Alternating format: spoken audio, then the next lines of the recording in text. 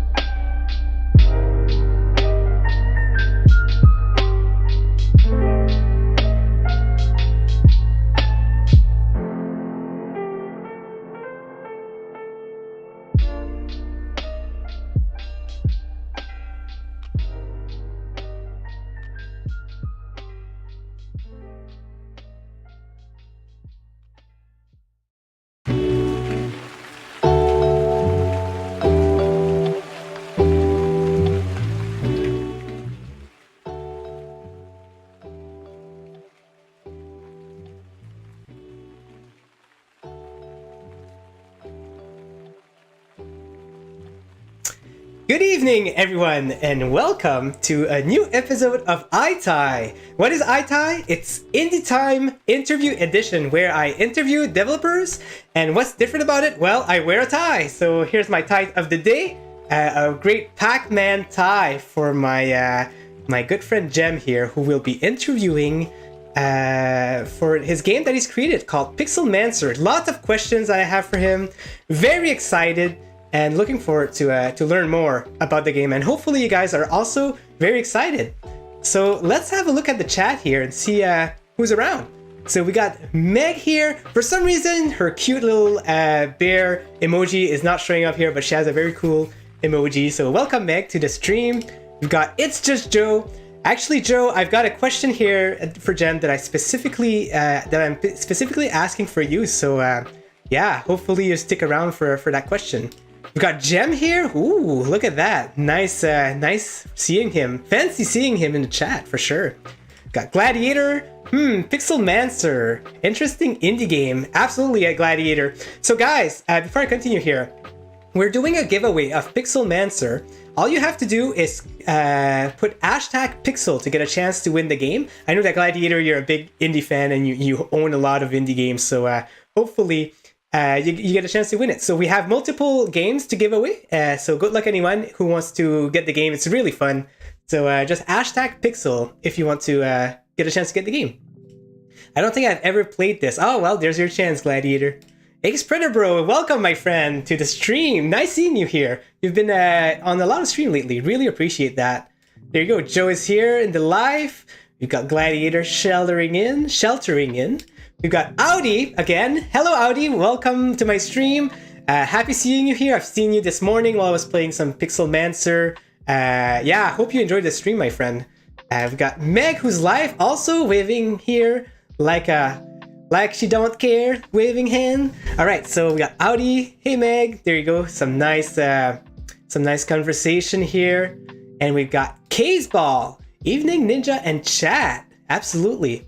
All right, so guys, without further ado, let's introduce to our special guest here. And here we are with Mr. Gem. How are you doing, Mr. Gem? Are you okay if I call you Mr. Gem? You could call me Papa Bear. I like that. No, don't call me that. Oh, but what's up, Ninja guy? This Gem's okay. Okay, fine. Yeah, no, what's up? Yeah, I'm doing well, thank you. Still recovering from COVID. Doing a lot better though. I don't need a special co-host with me to help me out. So been recovering, doing very well. How about you, Gem? Any exciting things happening around you lately?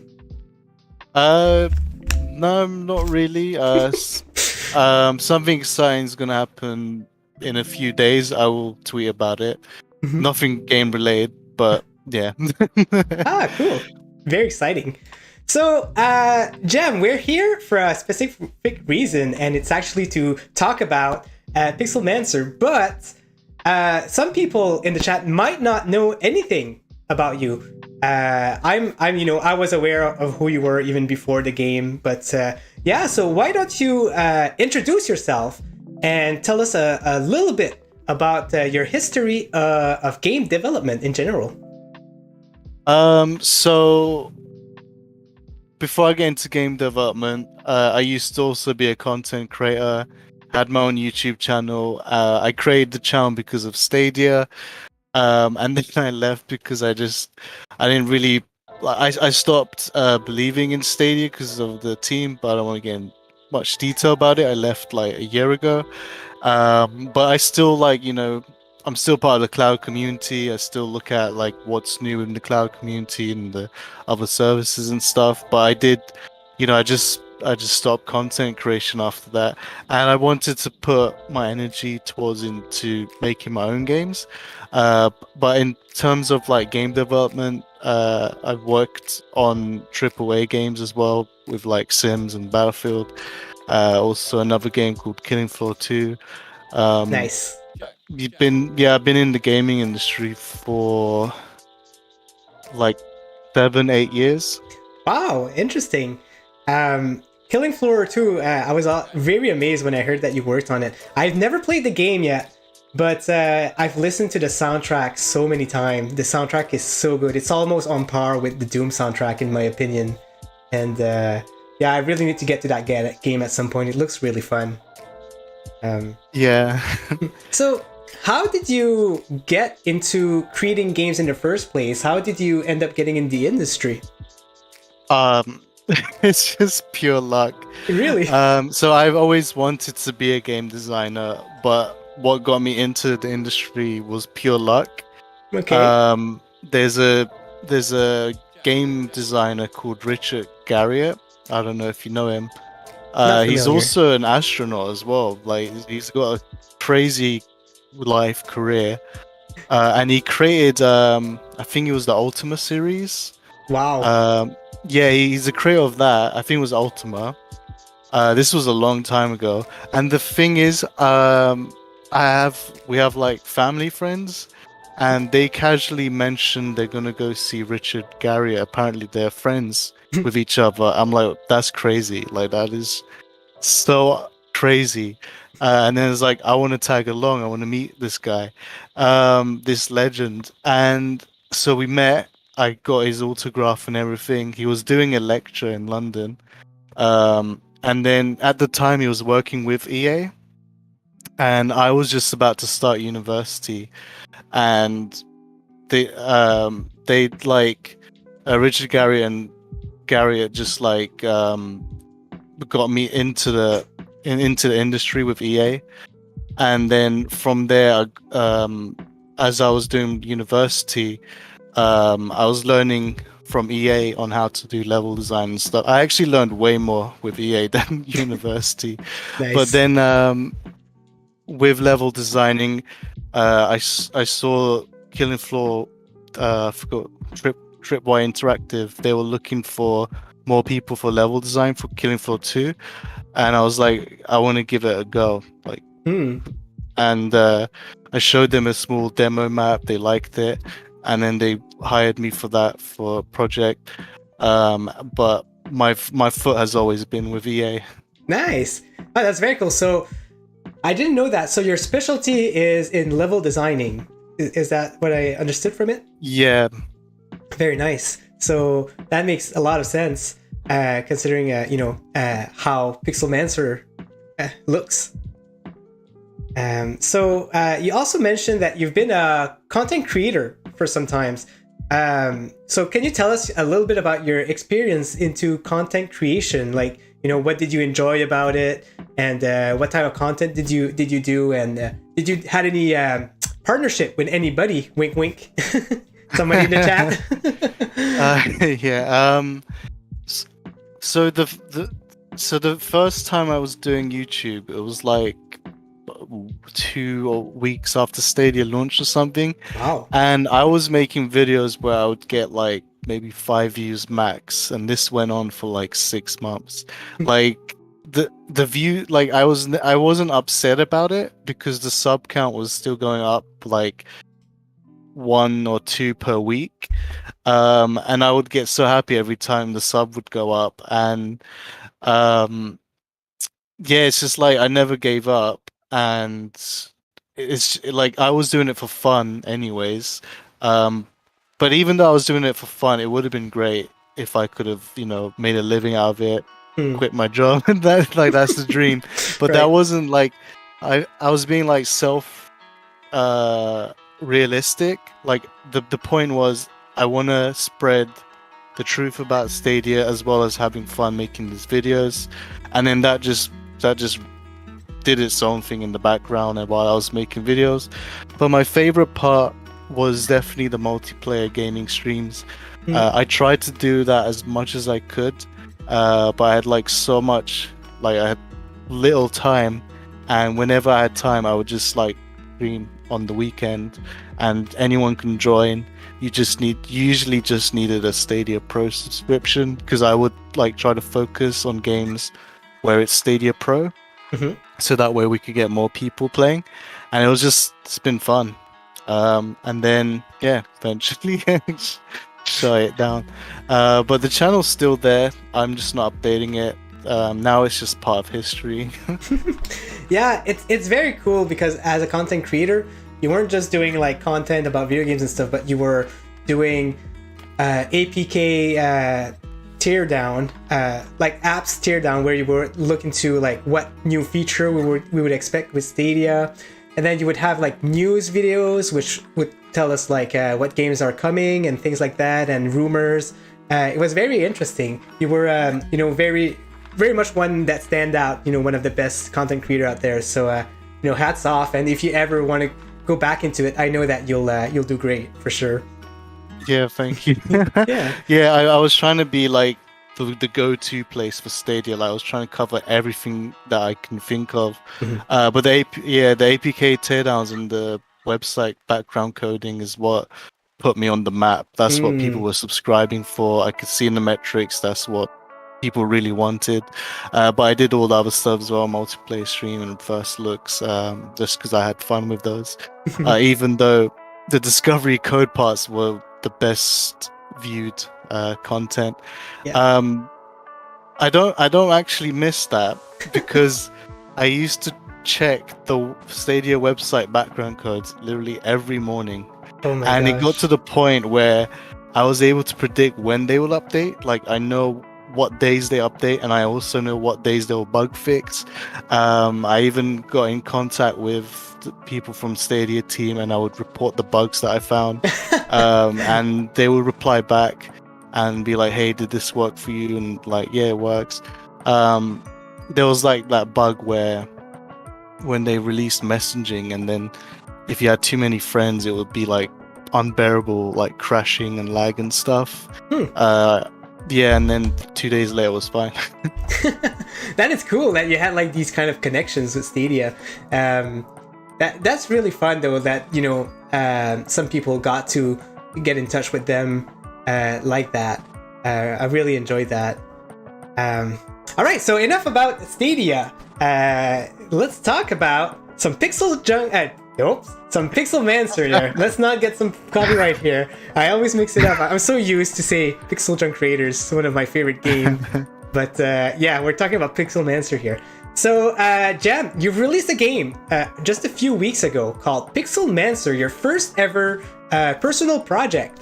Can you tell us a little bit about what the game is about? So the game it's indie, it's 2D overhead. It's a bit more like Diablo. It's like here's some enemies, kill them.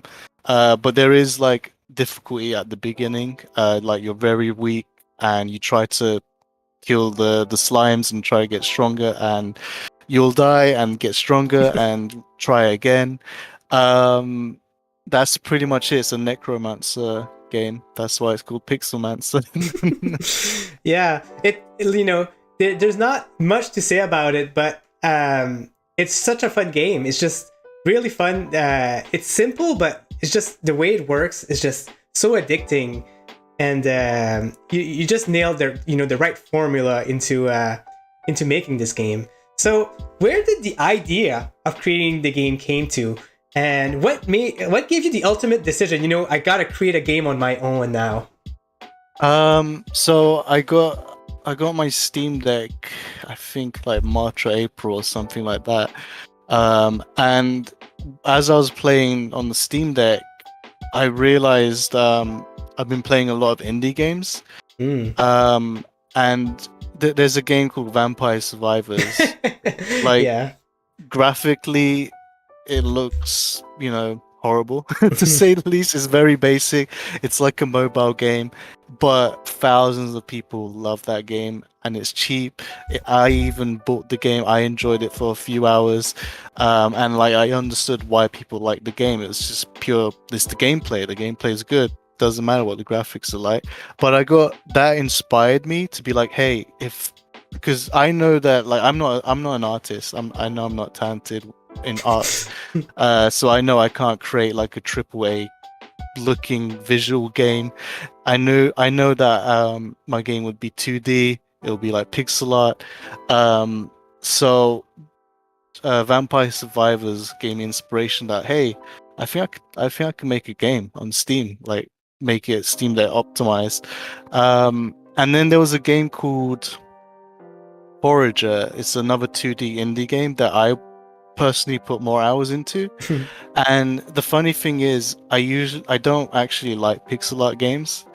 The funny thing, yeah, I'm very picky with it. Like it has to be absolutely amazing, like Terraria. I would play Terraria. Nice. The graphics doesn't bother me because the gameplay is really awesome. But for most pixel art games I wouldn't touch it. But I was playing Forager. Okay. And in that game, it took me about 4 hours to realize that it was actually a pixel art game that I was playing. It sounds stupid. It's like, do you not have eyes? Do you not know what pixel art looks like? Yeah, what's up? But it took me 4 hours. I was like, wait a minute, this is pixel art. And the reason why I didn't realize that is because I never thought, it never came to my mind that you can have a cartoonish art style and pixel art together. And I love cartoonish art style games. Those are my absolute favorite. And when I saw Forager doing pixel art with cartoonish art style, I was like, you know what? I think I can do this. I think I could get the inspiration of the Forager art style and apply it to Pixelmancer. So the idea of Pixelmancer itself, the necromancer game, was just like, I was just talking to Meg. I was like, I feel like making a Steam Deck game, and she loves necromancer games, and she just straight up said, make a necromancer game. And it's like, she said, I was saying it as a joke, I wasn't serious about it, and she wasn't serious about it. But after she said it, it was in my head for like a whole month. I was thinking about it every day, and the pieces of the game just kept coming to me in my head, and I was just thinking about how would the gameplay work. It will work like this, and then later I was like, you know what? I think I have something solid here, and I want to, pull the trigger and make a Steam game. Nice. And then I signed up to Steam developer license. That took like 1.5 months, Oh but my it gosh. wasn't really Steam's fault. It's because my passport was outdated and I had to renew it. I waited for that the longest. Wow. And literally on the day that I got approved, I literally made a demo. I made like a very small app. I tweeted about it actually. It's just 2 buttons. You have a number in the middle. You got 2 buttons. You got add and minus, and then you got save and load. So you got 4 buttons actually. And the save and so I made that. It was very quick game. Not even a game. It's just an app, and I put it on Steam's developer page, and I tried to test on Steam Deck, and it worked. And I was like, wow, like this app I made is for Windows, and it just worked on the Steam Deck, which is Linux. And then the save and load function is for the Steam Cloud, what I was testing, because that was my biggest barrier. I was like, if I can't actually make an app that can be displayed on Steam Deck, and if I can't make Steam Cloud sync, then I'm not even going to start this journey, because that was like my barrier. That's the thing that I was most worried about if I couldn't do it. And once I was like, oh, I've actually done it, and Steam Cloud works as well. Once I've done that, literally the next day, I just started working on Pixelmancer. I posted tweets like on its development process a little bit. There was like purple boxes and stuff. Those are like placeholders. Okay. So I would code the game first and then work on the graphics later. So you would have like these purple boxes. But now that the game's on early access, I can't do that because people expect a working game. You can't just be like, hey, here's a bunch of purple boxes everywhere. Figure it out. Yeah. You have, like, when I update the game now, I have to make sure it's actually fully working. Yeah, you don't want to make it, more buggy as you've seen in other games, and make people step away from the game. So that's very understandable. That's a cool journey that you went through for Pixelmancer. I had no idea. I remember following it in the early days. I thought like, oh, Jen's working on a game, cool. But I didn't know anything about it until you announced the date, I think, just a few weeks before. So that was pretty exciting. And yeah, very, very solid game. Like I mentioned in my stream this morning, it's really not buggy. New features are awesome, and yeah, I really enjoy it. So, talking about features, can you talk a little bit about what type of achievements people can expect when playing the game? Steam achievements? Yes.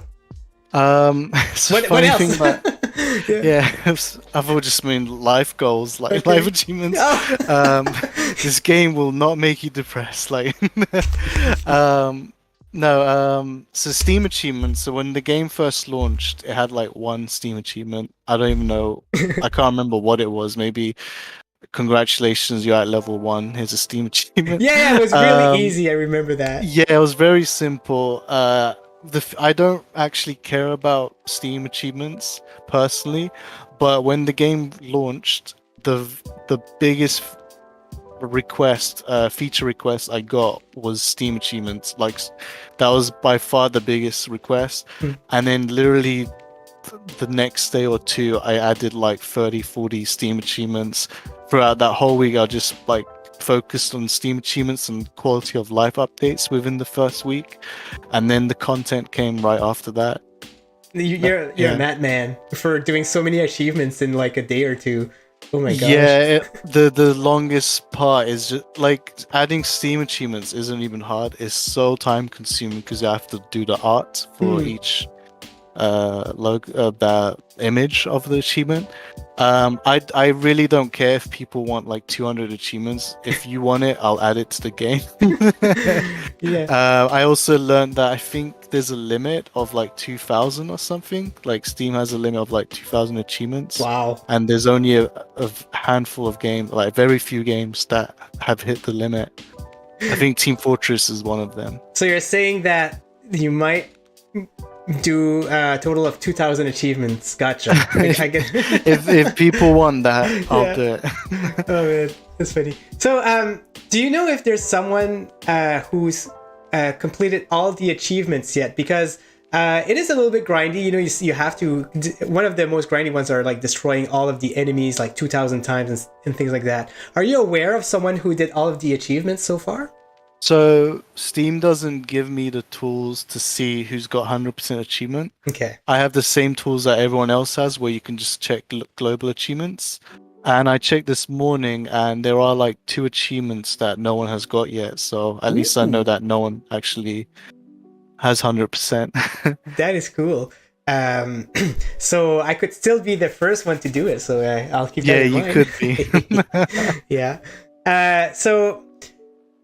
So I have a question here. It says, can we expect more achievements in the future? You kind of already answered that. So basically, if people request it, you're gonna go ahead and do the effort to put some more achievements. I'm so open to feedback on the Steam forums as well. Like, if you got feedback, let me know, and I'll update it. As you know, you've requested some features as well, and I added it like the next day or within few hours and stuff. But because it's like I play Pixelmancer, I like it. I'm making a game that I actually want to play, but at the same time, you know, I'm not making a game for myself. I'm making it for you guys as well. So if you have any ideas that will make it more fun, I'm all ears, and I'll likely add it to the game. Yeah, definitely. And I did put some feedback in, and most of the things that I requested are now in the game. So I really like that, like the ability to zoom out to see more enemies and things like that. So it's very cool to see you open with the community like that. I really like that. So in the chat here we have Ederlight, which is a developer, a Mexico developer who's creating a game. Yeah, they're doing a game called Miss Light. So nice seeing you guys here. And they actually have a Kickstarter right now open, and since last week, and their goal is only like 4,000 something Canadian. So have a look, guys. This game looks super cool. There's a demo on Steam, and yeah, have a look for sure. I'm looking at it now. I'm gonna download the demo. There you go. Jem will be playing the demo while we interview him now. Yeah. So Audi actually has a question for you here. He's asking, does Jem have any plans to bring items while playing the game if you leveled up? You can select a item similar to Vampire Survivor. I played a little bit of Vampire Survivor, but not too familiar with it. Do you know if would you be interested in doing that? No. Straight up, no. Okay. No. I played Vampire Survivors, and the item thing works for that game. Actually, could work for Pixelmancer as well, but no. Good. Yeah, that's about it. Yeah, that's okay. Like straight after saying, "Oh, I'm open to feedback," and the first feedback I get, I'm like, "No, no, not like that." But no, I understand. Like, feedback is good, but also developers have to keep their vision of their game still in line, right? So of course there's some feedbacks that will be rejected, but yeah, sorry Audi, this one is not going in the backlog for Jem. So you've done so many work on the game since it came out. There's actually been 9 updates of the games. and with developer feedback, developer comments, and everything on Steam. It's pretty cool to see how the game has changed since the beginning. So, can you talk a little bit about all the features that you've added since the game came out? The funny thing is the game is like completely different from how it launched. Yes, I agree. Like there's so much more. Like for example, I added new pets. I added a weapon wheel system. That took a lot of time just to adding like a wheel system and how it would work. Then I added abilities. That was easier because the weapon wheel was already done. I took half the code and changed it to abilities. Um, yeah, creating anima was I visioned anima would right from the beginning of the game. That's why I had gravestones in the game. And funny thing about that is that originally I was gonna do blood because Oh, it's wow. like you killed. Yeah, that's the reaction. That's why I didn't do it because that's the reaction I would have got. So when I added blood into the game, I was like, you know what, this doesn't feel right. Um, so instead, I added gravestones, and when I added gravestones, like, you know what? What if these gravestones could actually become pets as well? And then, like, I knew how much time that would take. That's why I just left it after early access. I knew I would update it a few weeks later. And I have this vision where you just eventually the game is gonna be like you're gonna have so much pets and enemies on screen you don't know what's gonna go on, what's gonna happen. So that's pretty much the final vision of the game. I added soul mastery. People complained about how slow it was to get soul stones. I could have just increased the soul stone rate. That's very simple. That would have taken me a few minutes to do and patch the game. Problem solved, right? But I wanted to add another fun element to it, something to work towards. So I added a system where the more times you defeat the same enemy, your luck rate increases, your luck stone, and that will give you more soul stones to upgrade with. So it adds an entry to the fun of the game. Yeah, I gotta agree. And yeah, It's very satisfying to see getting more gems as you get those soul mastery. I really enjoy that. So that was a really good idea. Sorry, Gem, I kind of interrupted you, but yeah, you can continue here. oh no, it's fine. Yeah. Okay, gotcha. So Meg actually has a question here. She's asking, can you tell us more about the zooming in games? uh, You zoom. yeah. So in 2D games, zooming, um, like in a 3D game, when you want to increase the view distance, the camera would just like widen its angle and stuff. It's easy to do, but in a 2D game, there's no such thing as zooming out and zooming in unless you're making a 2D game in a 3D engine. That's a different story. Then it will work just like a 3D game. But this is a pure 2D game. This is like with images. Like every image you see there is a sprite, and that's basically just like a JPEG or a PNG, just working together to be a game. And when you do that, there's no such thing as zoom.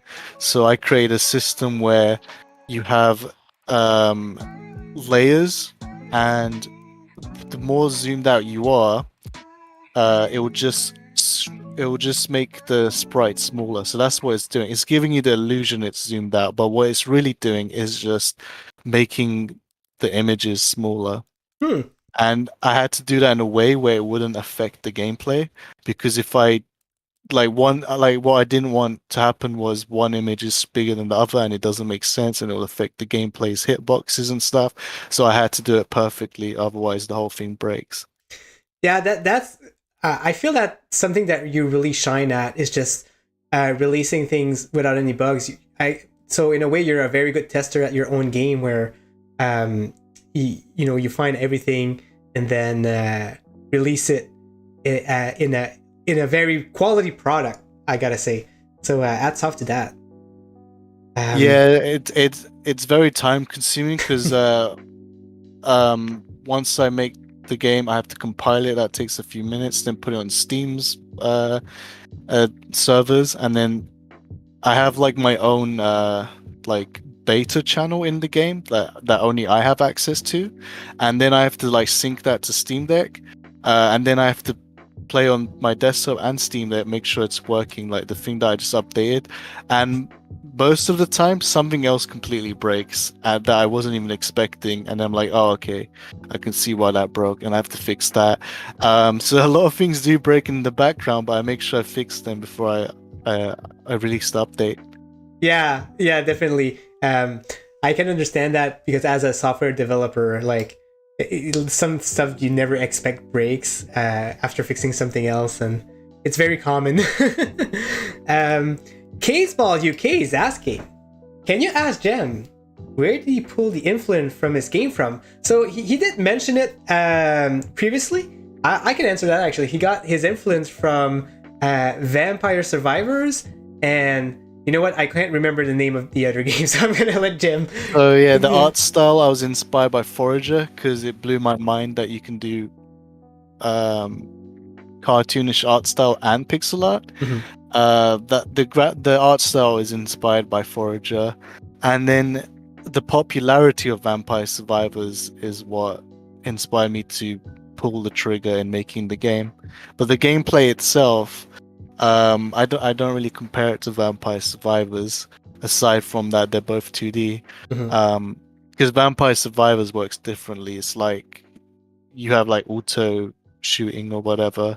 My game, you shoot yourself. You have to have some level of skill, and your pets can help. That's about it. Lots of strategy, but also very old school in terms of gameplay. I really like that. So there's been some content made in the game that's aimed at the fans of your community, like the NovaCast, for example, or Staddy. Can you explain what they are and what's the reference to them and what they do in general, and if you have plans to put other references like that in the future? So as you know, Stadia was a huge part of my YouTube channel and the community as well. Like most of my Twitter followers are Stadia fans. And the day that Stadia shutdown announcement happened, like the next day, I just felt like, you know what, I want to remember Stadia and add it to my game. So I created like this. This was actually before the game was even launched. This was like a week before, and I quickly like tried to create something that a new pet base. I was trying to create a new pet that looks majestic, and I wanted it to have a unique ability as well. I didn't want to just copy Pixie's code and add Stadie's image on it. So I started working on the projectile system, which I was planning to do after the game launched. So I had to really quickly add all that. So I didn't even have time to make an upgrade system for Stadia. I actually have a lot of missing upgrade systems. You got so many. You got a new weapon like Novacast. You got Anima.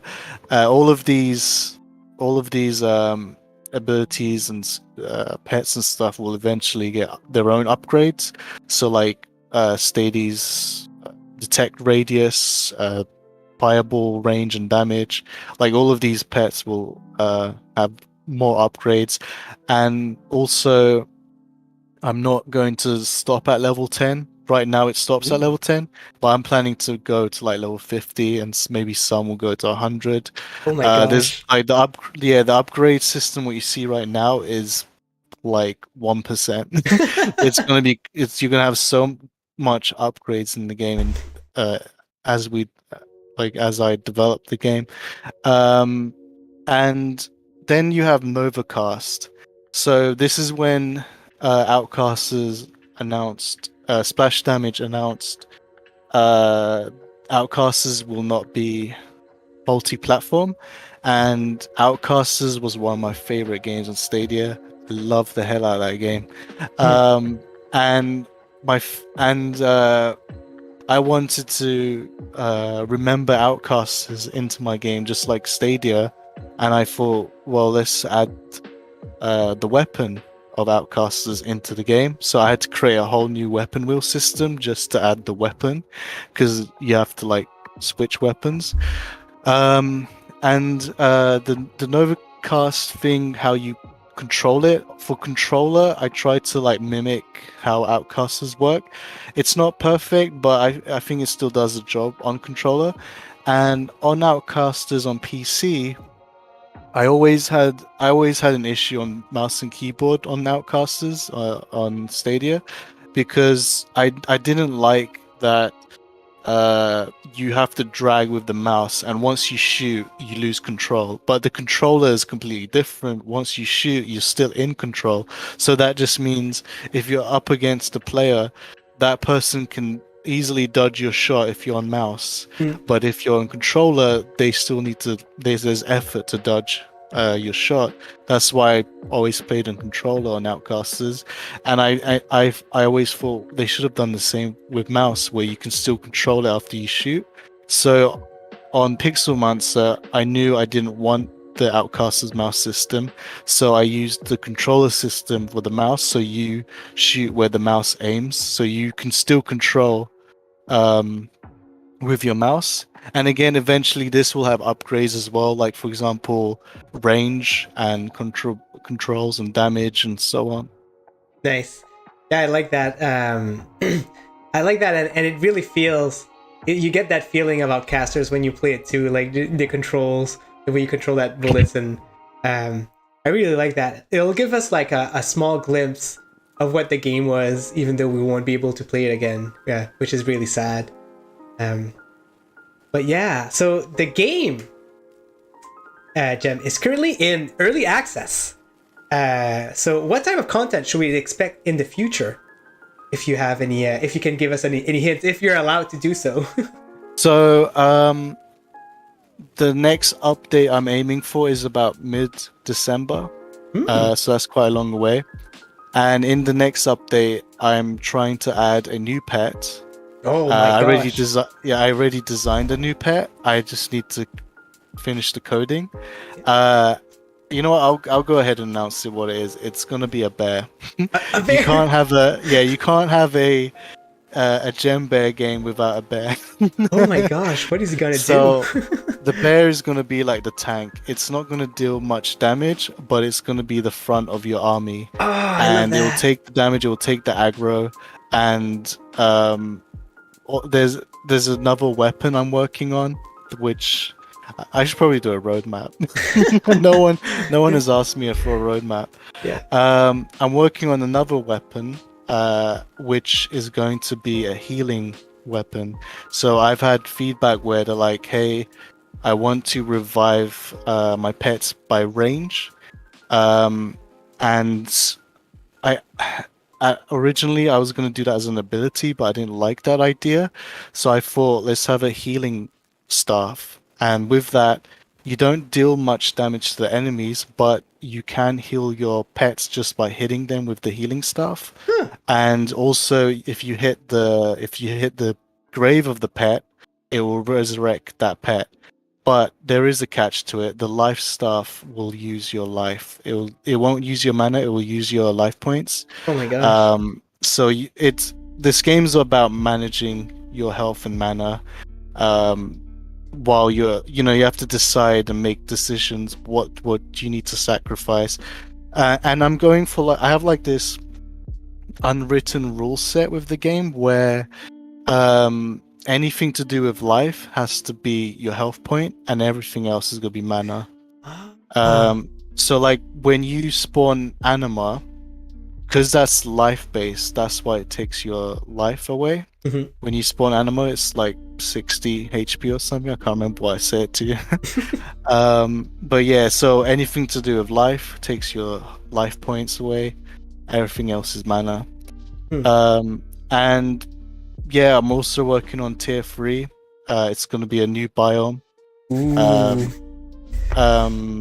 And there's going to be new enemies as well, with like projectiles and stuff.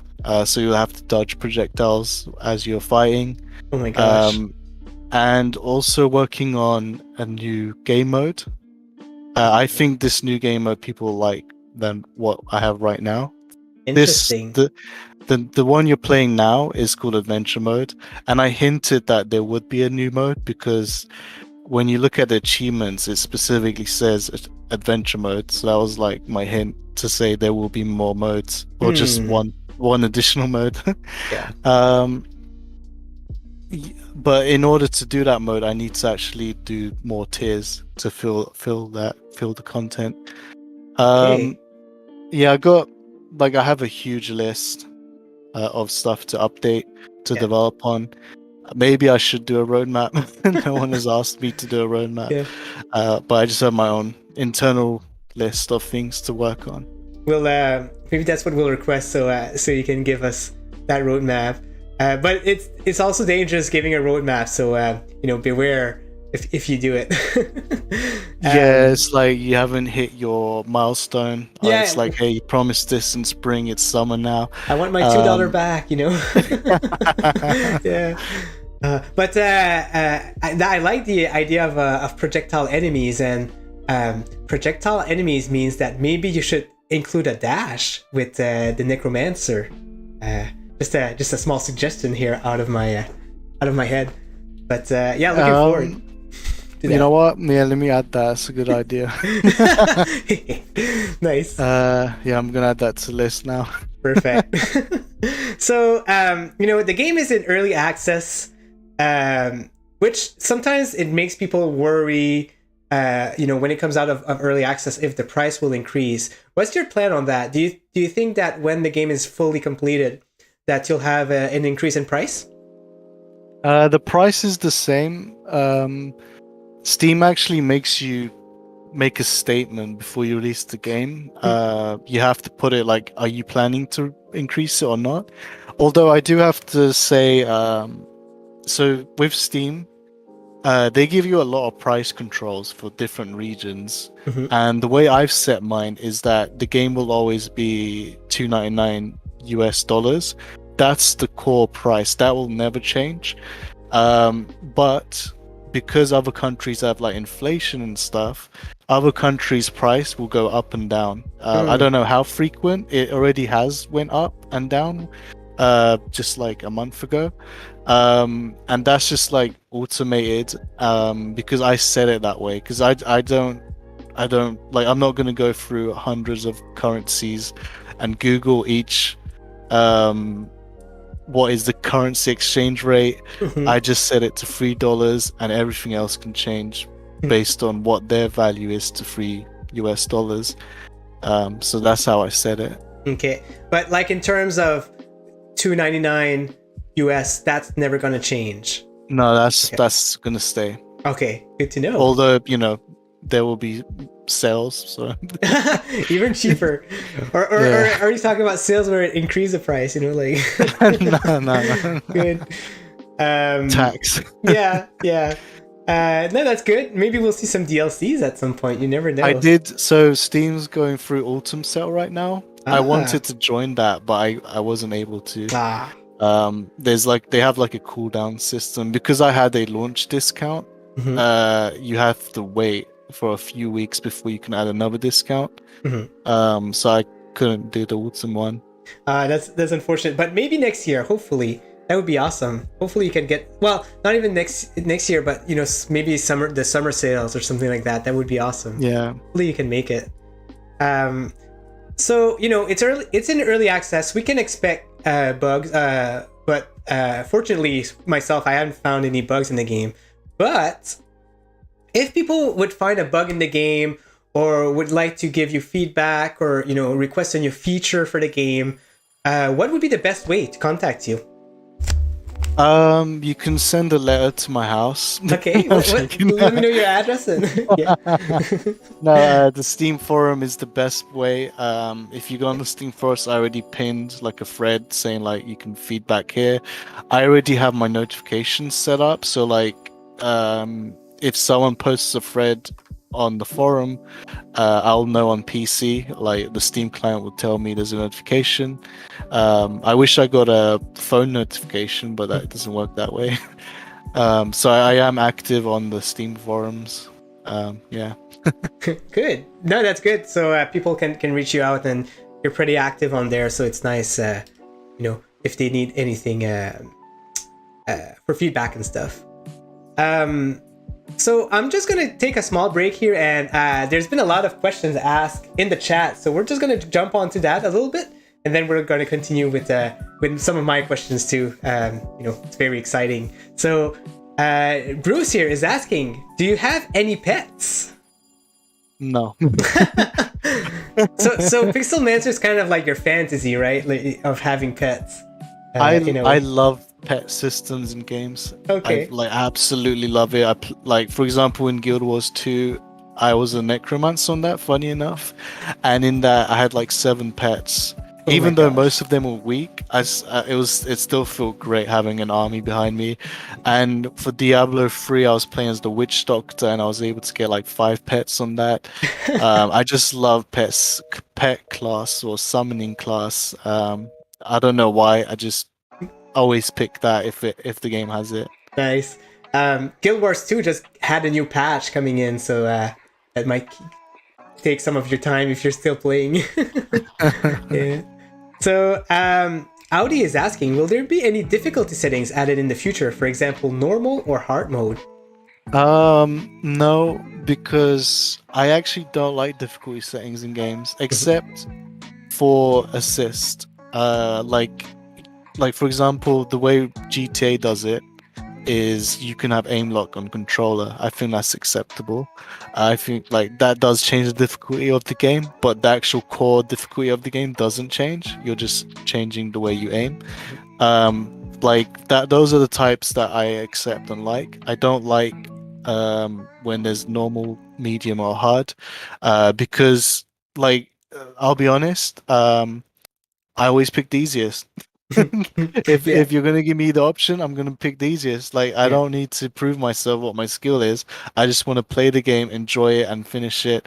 So I don't need to like play on the hardest difficulty. I'll just pick the easiest. That's why I prefer games not to give me that choice, and I prefer everyone who plays the same game, will have the same difficulty experience as you, and then I think it's more interesting to talk like that. Like for example, like Elden Ring and Red Dead and GTA. Like everyone, when you talk about that game and when you talk about that mission or the story or the quest, you know exactly what everyone went through. It's like same as you.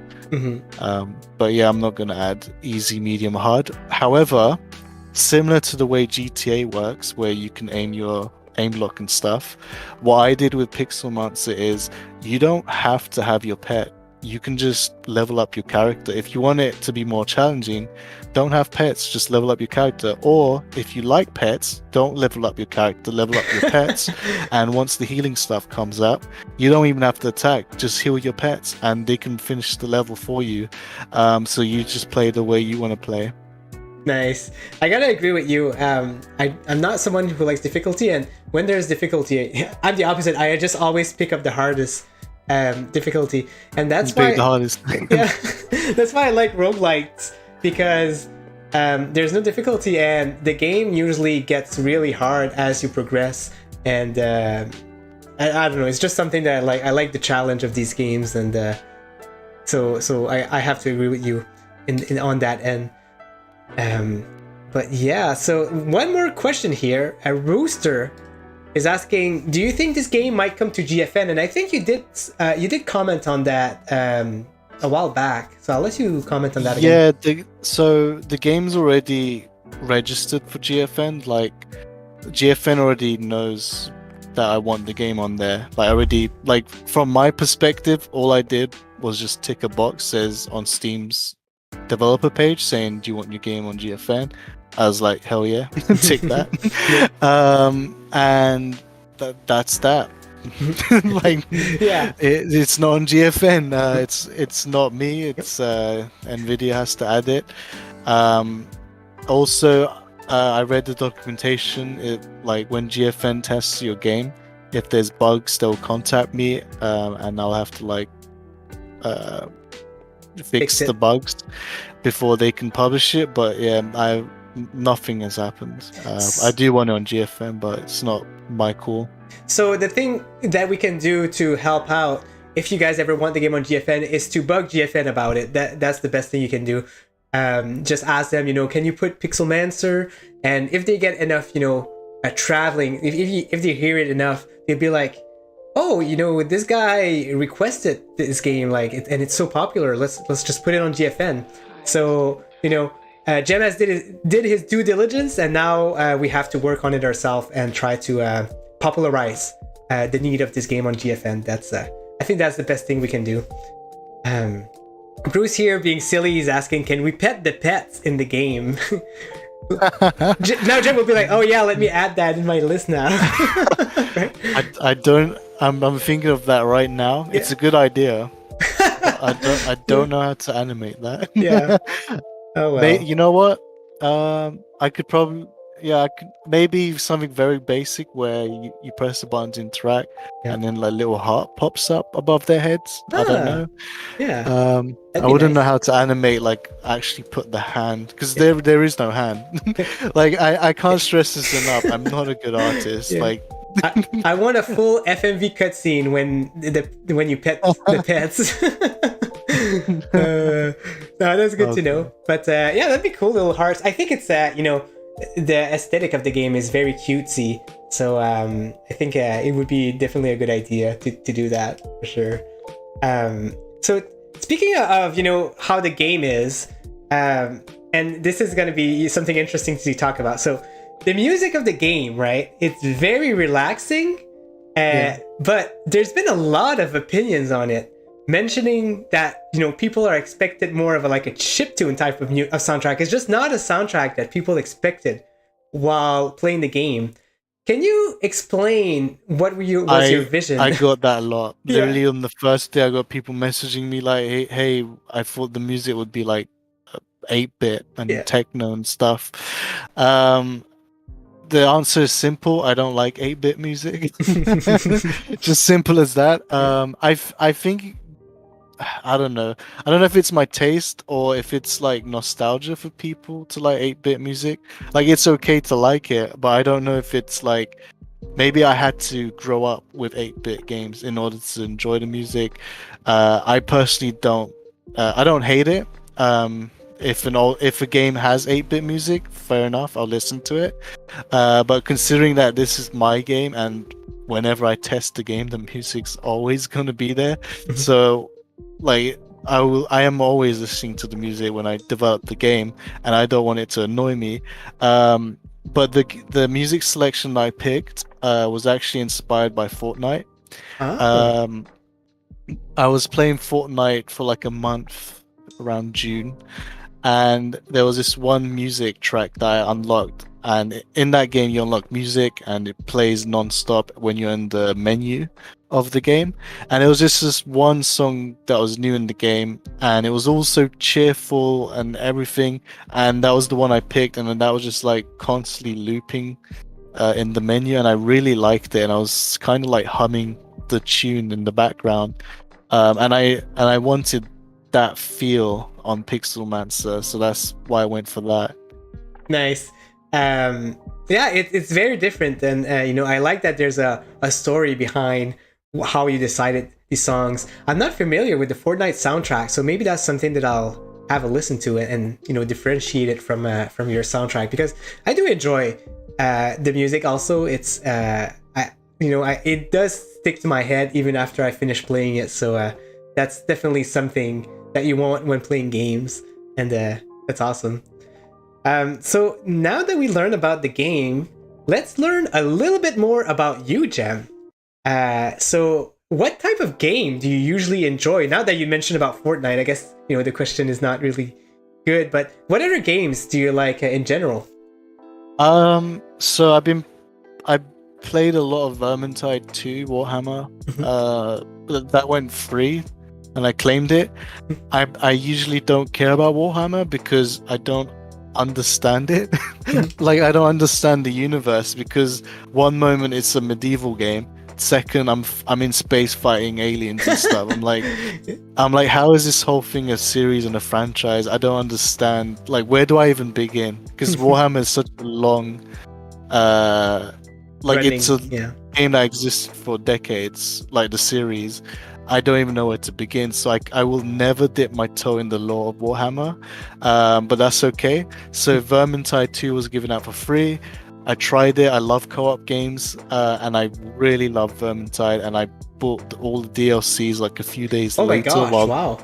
Yeah, they were on sale, so I got a really good deal on that. Plus, the game was free, so I wanted to support the devs, so I was like, let me just buy all the DLCs, and I played all the DLCs. Oh my gosh! You've kept yourself busy. Didn't it came out like 1 or 2 weeks ago? Like, didn't it came free? Yeah. You know why there hasn't been an update on Pixelmancer for a while? That's not even a joke. I'm just playing Vermintide. But I also started playing Frozen Flame that came out a few days ago as well. I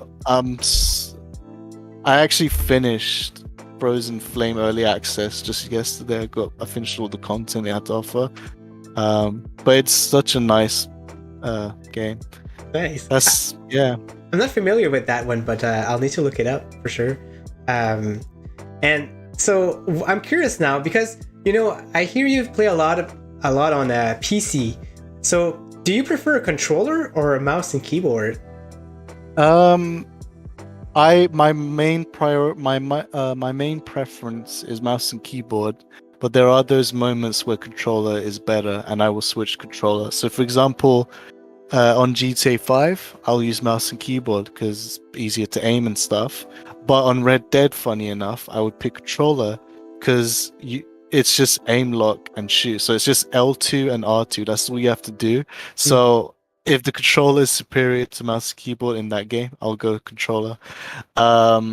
And same with like Outcasters. Like Outcasters is an aiming game. If it's aiming, you would naturally go for mouse.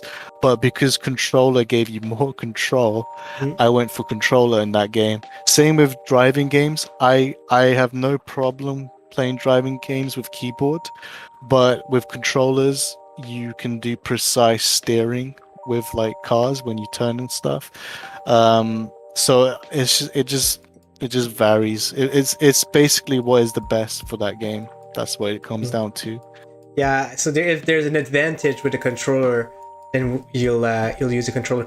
Which like I kind of have a feeling that because of that, you might be like someone more on the competitive side, right? Because you always want the best experience out of a game or like the best advantage. Am I wrong in thinking that? Not necessarily advantage, but the most I don't know what the word I'm looking for is. The most natural, like the most user friendly. Like for example, like if you play an MMORPG, like with a controller, sure you're laid back. You can just like adventure your quests and you're laid back. But when it comes to accessing your bags and menus and settings and stuff, it's like, damn, I need a keyboard. So it's just whatever's the most convenient and most natural. Yeah. That's what it comes down to. Yeah, I'm just gonna tell you, don't finish Diablo 2 with a controller. Oh my gosh. The worst experience I ever had in my life with item management and stuff. Oh my gosh. Yeah, actually, speaking of Diablo, I had Diablo 3 on PC and PS4. I finished that game on PS4 because on the PS4 for Diablo 3, you actually control the character like with the left stick and then shoot with the right stick and stuff. But on PC, it's just click to move. Sure, again on PC, you probably have way better aim on Diablo 3, but the controller just felt so natural and smooth. I felt like I was actually controlling the character instead of playing like a robot. So I just finished on the PS4 version instead. That's amazing. I hope that the adventure management is better than the second one because oh my gosh, I have a question for you actually. Yeah. Do you play Pixelmancer with mouse or controller? Controller. So I'm like you, but the opposite. So I'll always use a controller unless the game is really better with a mouse and keyboard. So for example, Hitman. Hitman, when I speedrun it, it's a lot, faster with a mouse and keyboard because you can use shortcuts and stuff like that. And for some reason, I'm better with mouse and keyboard without casters. I know like that you can't move your shots after it's being shot, but I was really good at predicting where the enemy was, and that's something that I really enjoyed while playing it. But yeah, for me, it's like preferred controller, but mouse and keyboard if it's a better option. Oh, complete opposite of Yeah, me. yeah, exactly. So funny. Yeah, I play Pixelmancer on mouse and keyboard because when I'm doing the testing, I'm not gonna plug my controller and just Yeah. I could quickly test mouse keyboard. Yeah. I only test controller when I'm testing on the Steam Deck. Oh, gotcha. And the thing is, it's a requirement. Because I can't remember what I did. Oh yeah, if you select, if you on the Steam store, if you select that your game is full controller supported, you have to make sure every single mouse and keyboard action has a controller action as well. So anytime I create a new system, I have to do it again for the controller system, make sure it works. That's why I went for the weapon wheel, because you can use mouse, keyboard, and controller. Originally, my idea was just to use the D-pad to switch, and then use the numbers on the keyboard to switch. Mhm. But then I thought the wheel is probably a better choice to like blend in both inputs. Yeah. That's really cool, and I think both options are pretty good. I think. Might as well give you a feedback now. The weapon wheel, when you select it, there's nothing like highlighting whatever you've selected, so it doesn't feel like you're selecting something. You know what I mean? Okay. So like maybe just like a click, but a sound, or just a highlight of just to know that you've selected that specific thing. But yeah, that's just some quick feedback for you. Wrote it down. There you go. Yeah, got a full notepad of my simple. feedback there. Yeah. Yeah. So now later down the line, like way later, because I know that you have a lot of stuff for Pixelmancer. But do you plan on doing any other games afterwards? And if so, do you have like any idea what type of game you would be looking at making? So I'm not planning to do any more games. But I did draft a lot of concepts as I was thinking them. I'm trying to find the folder now. It's a folder, yeah. Wow. The hard drive. Let me plug my hard drive with all my ideas.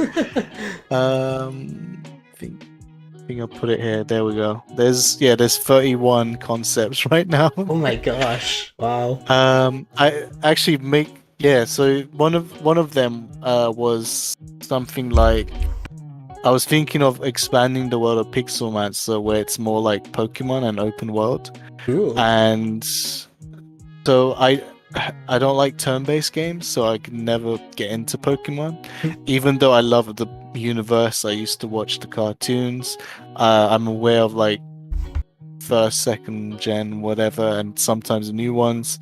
But I can't get into the games because once you start the combat, it's just so tedious to me. I was thinking a Pixelmancer game, open world, and you have your pets, and they will fight each other, and your pets will level up and have XPs, and they get defeated. You have to take them back to the medic place. So there's no turn-based. You just watch them fight each other. I don't know if that'll be fun, but that was something I just thought, just for the sake of dreaming. It's not something that I don't think I'll even do, but I thought it would be interesting. So if you ever have that hitch to to create another game, you can look at these 30 concepts and just pick one that that interests you the most. So that's pretty cool.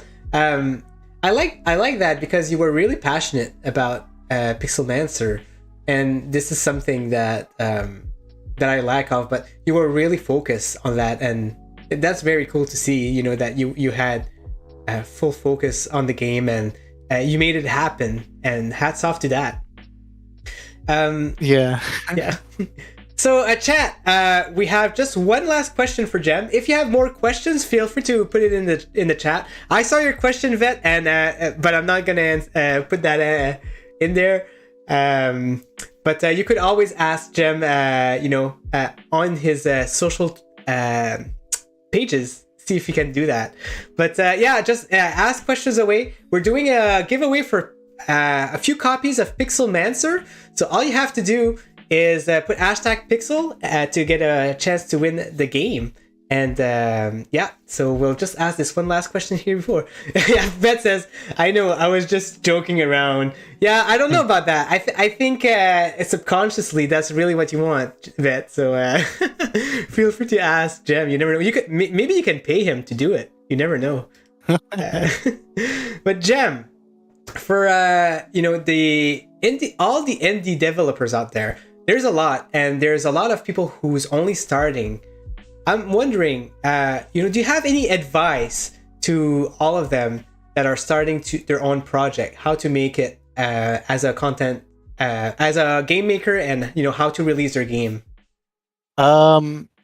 So first of all, you pick the engine. Do you want 3D or 2D?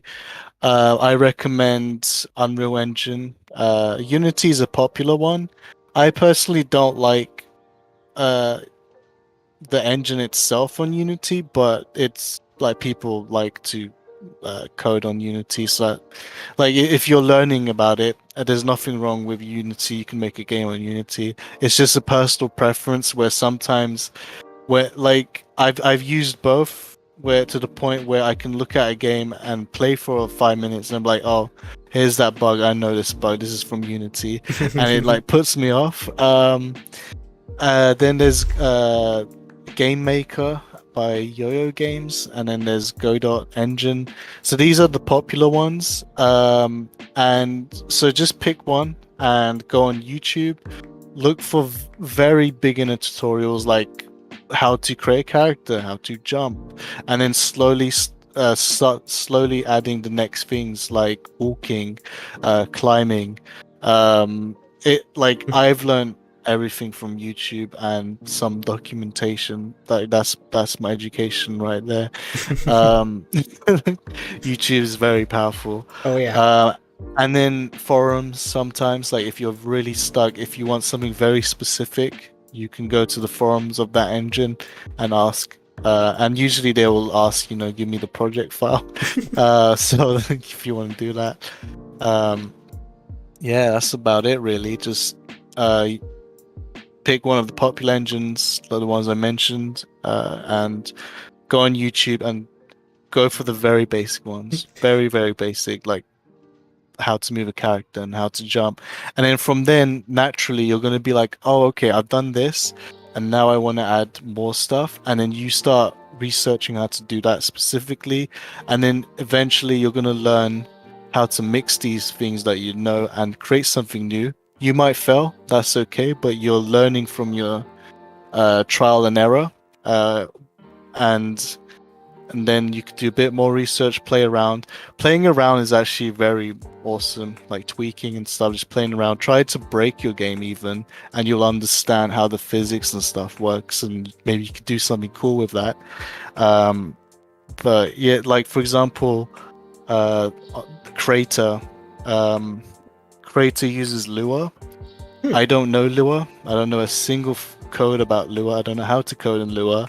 And I didn't even want to know. I didn't want to learn because I didn't want to learn for one single game because I know I was never going to use it. So what I did was, with the tools given to me with Creator, I started tweaking and playing and breaking and started making my own levels on Creator, and it worked. So that's what it just comes down to, just YouTube and just playing around. Nice. Lua is the only code that I tried for game development, and I'm having it's so much different than actual just regular programming.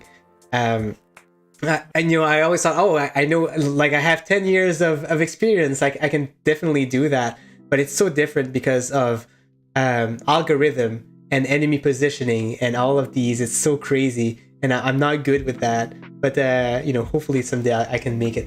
So one last question, Jen. So I was curious about that. Did you bring any resources to your game? Like, did you get any partnership? Did anybody, did you requested any help from anybody to do your game? No, because I actually did make a game before on Android. Oh. Yeah. I'm not gonna say what it is. It's I think it's still up there, but it has my real name on it. That's why I don't wanna say what it is. Is it Flappy Bird? No, no. Okay. But yeah, so I was confident, like I already knew that, like I know my own skills, I know what I'm able to make and what I'm not able to make. So when someone gives me a suggestion, I'm already calculating in my head, like, okay, can I actually do this? If I do it, it will be like this. If I can't do it, then I just can't do it. And then I'm thinking, how long would this take, and is it worth it, and stuff like that. Like you're very good at like time management. Yeah, like I'm fluent with the things that I know and the things that I don't know. Like for example, online multiplayer. I tried to dab into that, and it was a complete mess. And I spent hours trying to just get two characters to walk and synchronize with each other, but it was such a mess. I managed to connect the computers together with two different devices, but they wouldn't synchronize properly, and it drove me nuts. And to this day, I still can't figure out how to do online multiplayer. And it was a project file that was supposed to already work, and I couldn't get it to work. Oh my gosh. So I know how to do local multiplayer, like split screen and stuff. And I was just thinking, what if I added like Steam Remote Play together on Pixelmancer, where you could do local multiplayer? Maybe control, like the second player control the pet, but it'll be like it won't be online except for the Steam Remote Play thing. That was just something that went through my head. I'm not really like determined to do that, but I was just thinking that's something I could probably do. Yeah, I would love that. Maybe that's feedback that I'll get many people talk about. But yeah, maybe it's a later thing for sure. Bruce is asking, have you ever used Scratch coding? I don't know what that is. maybe he's kidding around. I don't know what that is either. But there's your answer, Bruce. We don't know what it is. I was reading it out. He said Unreal Engine is better for beginners who don't have to code that much. I should mention, like, you got Game Maker, Go.Engine, and Unreal Engine. They have visual scripting where it's just like dragging and dropping blocks. And that, like, you don't actually, like, the thing is, you don't actually need to learn scripting. You don't need to even write a single line of code. All you need to do is understand how programming works, and then start learning the visual programming. Like for Unreal Engine, I do recommend going into blueprints. Again, go on YouTube, look for the most basic thing, like how to move a character, how to move an object with blueprints, and then you're just gonna slowly learn from that. Like personally, like I try to avoid coding as much as I can. I stick to visual programming. That's why like I do level designing. There's no programming in it. Yeah, that's true. Yeah, so basically my skills is only programming, so it's not too useful. I can't design, I can't do anything else, but sometimes it's needed depending on what you want to achieve. So for sure. All right, guys. So let's go ahead and do the giveaway and see who gets a copy of Pixelmancer. Good luck, everyone. I see Lo-Fi here. Lo-Fi. Oh wait, hold on. Yep. I haven't signed up. There we go. Oh. Awesome. All right. So yeah, Lo-Fi, if you want to get in to win a copy of Pixelmancer, go ahead and just put #Pixel. But there you go. Lo-Fi is in. We got a few people in, so let's roll it in and see who we wins. We're gonna get 5 lucky winners today.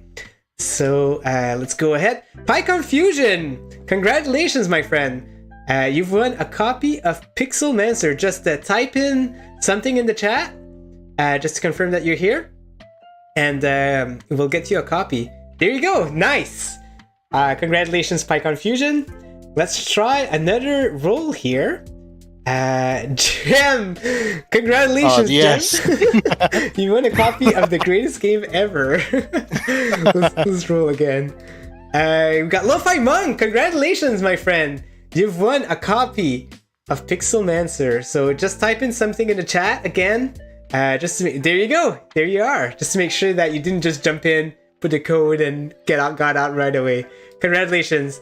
By the way, guys, PyCon Fusion, Lo-Fi, just message me, DM me whenever you can, and I'll get you a code. It's just because I won't remember all the 5 winners by heart, sadly. All right, who's next? We got BX Latino Heat. Congratulations, my friend. You've won a copy. Just put a message in there, and you've won a copy of Pixelmancer. Now that everybody has a copy, Gem will just not make any money anymore, sadly, but it is what it is. Are you there, BX Latino? I'll give you a few seconds here. I'll give you a minute, and see if you can get it. He did say GG just a second Yeah, ago. he did. I guess we can give it to you. Yeah, there you go. There he is. Thanks so much. Awesome. Yeah, he said GG right after before I picked him, so that's funny. Okay, so how many did we give now? We gave 3 copies so far. Okay, 2 more. Show me the money. We got Bruce, just being Bruce. Congratulations, Bruce. I think you entered in to give a copy to your son, so congratulations. Bruce mentioned that his son is really into these type of games, so congratulations. Nice. Yeah, congratulations, Bruce. Just type in something in the chat, and we'll get you a copy of Pixelmancer. You know what? I mean, Gem is right. Like, he literally just wrote 2 seconds before. So there you go. There he is. Congratulations, Bruce. And 1 more copy here. Let's see who's the lucky winner. And it's Gladiator. Congratulations, Gladiator. You've win a copy of Pixelmancer. Just type in something in the chat, and we'll get you a copy. Gladiator is like indie game junkie. Like, literally every indie games that I own, I think he owns them. Like, every time I buy a game, he owns it. He's crazy. But let's see if he's in the chat here. Yeah, I love indie games as well. It's just like indie developers have more freedom to make creative games. Because with AAA games, you have to follow what the marketing team and stuff are saying because they have the numbers, and sometimes it's just a boring, dull game. What ends up happening. And then indie developers, they don't have the risk factor. They can be creative. It might work, it might not work. That's okay. At least they've tried something. Sometimes the AAA games will like make a risk, and you know it was worth it sometimes. But you're right, like indies, there's so many more different things than you can play out there. I gotta agree. And I mean, this is why I have this iTai show, right? Because I love indie games, and I love learning about all of their process in the development, and just more about you know what they're doing. So yeah, congratulations, Gladiator, you've won a copy. You know, just DM me, and we'll get you a copy of Pixelmancer.